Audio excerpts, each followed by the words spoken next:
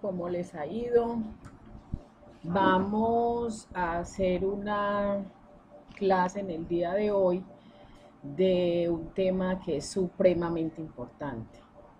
Es un tema muy importante porque ha marcado, digamos, unos puntos muy interesantes en la historia de todos los países y de manera especial de los países latinoamericanos. Vamos a hablar de la Revolución Francesa. ¿Por qué la Revolución Francesa es importante? En primer lugar, es importante ver la Revolución Francesa porque fue como la provocación para que todos los países empezaran a independizarse. Y cuando estamos hablando de que una revolución genera la motivación para la libertad, estamos hablando de algo supremamente importante. La Revolución Francesa tiene ese punto. Y en segundo lugar, porque uno de los hechos fundamentales posterior a la Revolución Francesa fue la creación de los derechos del hombre y de los ciudadanos. Y cuando estamos hablando de la creación de los derechos del hombre y del ciudadano, estamos diciendo que desde ahí se marcó el inicio para que se reconocieran los derechos humanos. Entonces, esos dos elementos se constituyen en las causas fundamentales por las cuales es importante la Revolución Francesa y por los cuales es muy importante que nosotros sepamos de la Revolución Francesa. La Revolución Francesa tuvo unos antecedentes y es muy importante hablar de antecedentes cuando estamos diciendo que algo pasó antes, algo provocó y algo generó la situación antes. Cuando estamos hablando de antecedentes, estamos diciendo que hubo un periodo antecitos de la revolución que le dio origen. Y en ese periodo, que es el periodo de la Ilustración, que es el periodo que se da antecitos de iniciar la época, entonces estamos diciendo que en esta ilustración se dieron unos hechos fundamentales. Entonces la ilustración, ¿qué es? Es un movimiento social y político que se genera en el seno de la sociedad francesa y que busca de alguna manera cambiar una cantidad de, digamos, de arbitrariedades que se estaban presentando en esa sociedad. La sociedad francesa en el siglo XVIII estaba mandada, estaba, digamos, al mando de un rey.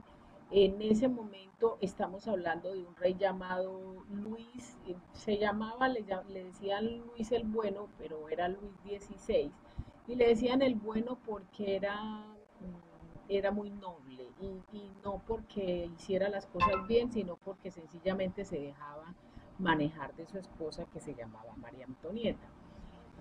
Más allá de la historia de una familia era el tema de que los reyes estaban de alguna manera dominando y despilfarrando el dinero de la sociedad y estaban llevando a la sociedad francesa a la bancarrota y a la crisis.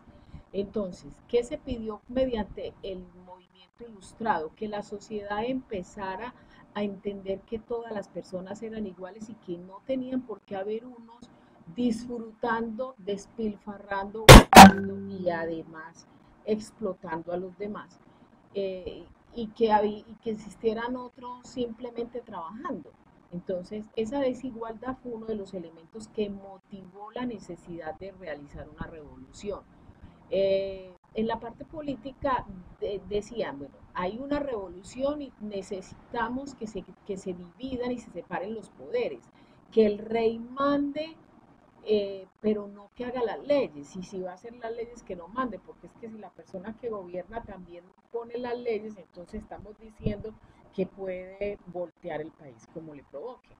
Entonces, ese era un elemento importante y era la separación de poderes. Nosotros hoy en Colombia tenemos una separación de poderes. Nosotros tenemos la rama legislativa, la ejecutiva y la judicial. Los jueces funcionan por un lado con base en las leyes, la rama legislativa, que es quienes hacen las leyes, el Congreso de la República, y la ejecutiva, que son el presidente y los gobernadores. Entonces estamos diciendo que hay una separación de poderes para que cada quien se dedique a lo suyo y no abuse del poder. Ese era el objetivo principal.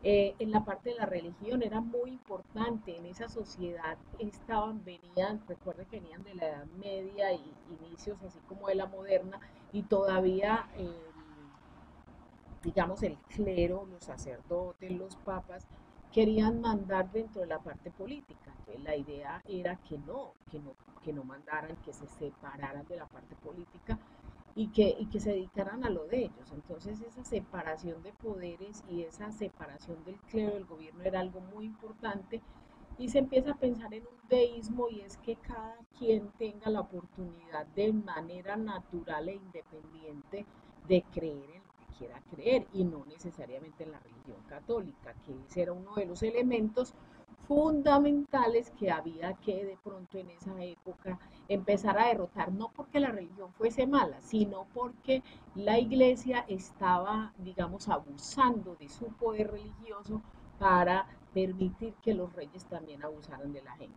Por el otro lado, la economía dio un gran paso, porque recuerden que estábamos iniciando el tema de la revolución industrial, pero entonces ellos fueron los ilustrados, fueron personas que estudiaron, personas que se capacitaron, fueron los que empezaron digamos, a implementar todos los inventos y toda la técnica para que se pusiera al servicio de la producción económica. Entonces las fábricas y todos esos elementos, como la máquina de vapor y demás, fueron construidos por los ilustrados. Entonces había un gran aporte y había buenas condiciones para que se saliera adelante. Eh, Estos son los antecedentes, pero además de eso tendríamos que decir que hubo unas causas. Entonces, cuando estamos hablando de antecedentes, estamos diciendo qué había. Y cuando estamos hablando de unas causas, estamos diciendo, bueno, qué cosas realmente generaron todo. La inconformidad. La inconformidad necesariamente fue un elemento que no podemos omitir. La gente estaba cansada del absolutismo.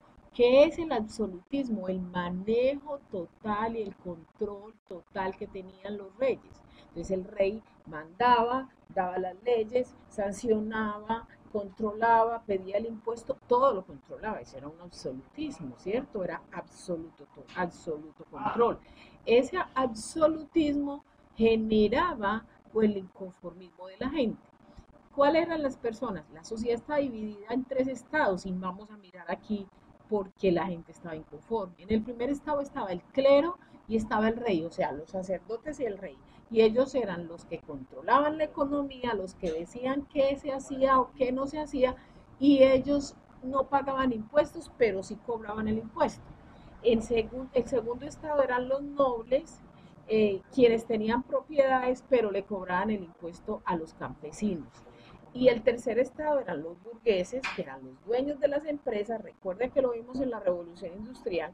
Los burgueses eran los dueños de las empresas, tenían unos obreros que trabajaban, tenían los comerciantes que vendían, habían unos campesinos, y esta era la gente que generaba toda la base económica de Francia. Es decir, estos eran los que trabajaban, los que producían, pero producían para que el segundo estado y el tercer estado, donde estaba el rey, despilfarraban. Entonces, ¿cómo iba a estar una sociedad contenta si yo trabajo, yo aporto, yo genero la ganancia, pero el otro es el que la disfruta?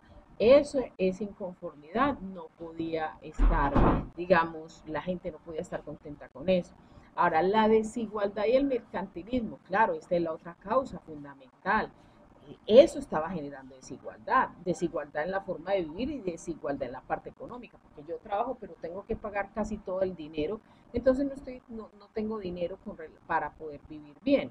Y el mercantilismo, había mucha mercancía porque obviamente se estaba produciendo, había mucho que comercializar, pero quienes hacían el control de todo eso era el Estado. Entonces esa situación generó unas grandes protestas.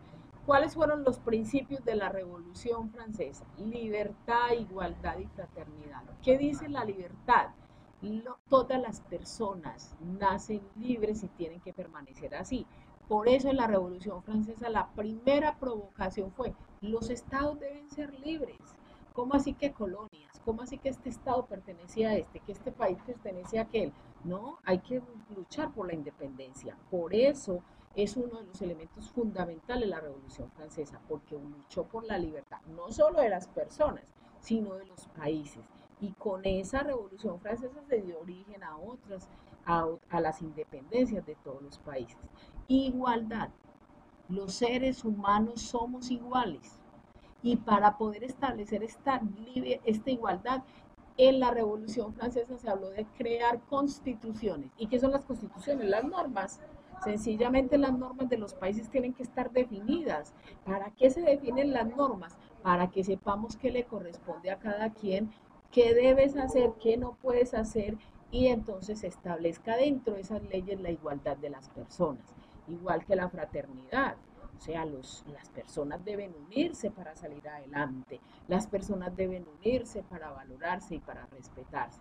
Entonces, esos principios de libertad, igualdad y fraternidad fueron un gran legado de la Revolución Francesa, como los fueron los derechos del hombre y del ciudadano, que posteriormente se convirtieron en derechos humanos, y como fue el tema de la Constitución para que cada país tenga sus normas y no haya abusos de los que gobiernan, y para que exista libertad, que es lo que generó la independencia. Entonces, independencia de los países, constitución para saber a qué atenernos, para que no abusen, y tercero, derechos humanos.